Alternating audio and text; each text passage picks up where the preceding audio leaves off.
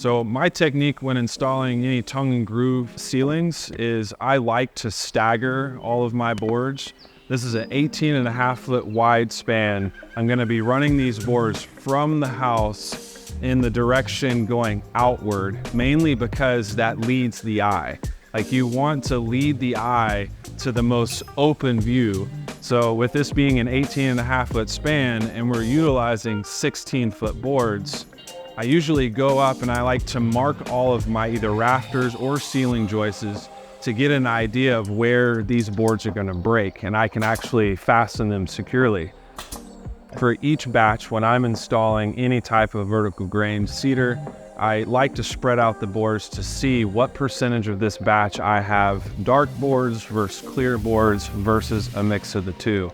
This gives me a pretty good idea of how much I'm going to need to mix in the darker boards versus the lighter boards, or blending in between the two.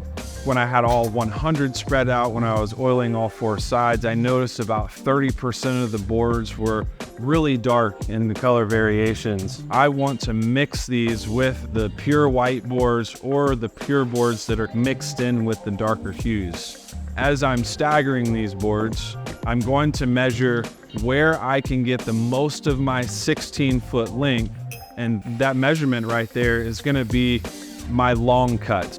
I typically use the 4-2-3-1 layout method.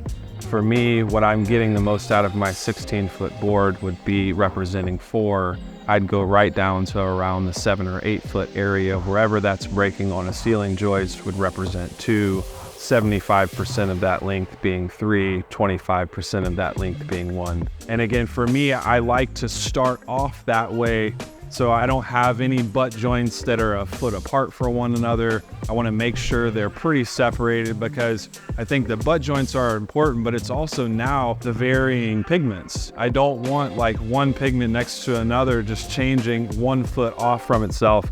I want to make sure I'm mixing that all together. So again, for any vertical grain cedar board, you're going to have variations, and I do recommend to spread out your boards because each batch will be different, to get a better idea of how much board you have in the full range of each pigment.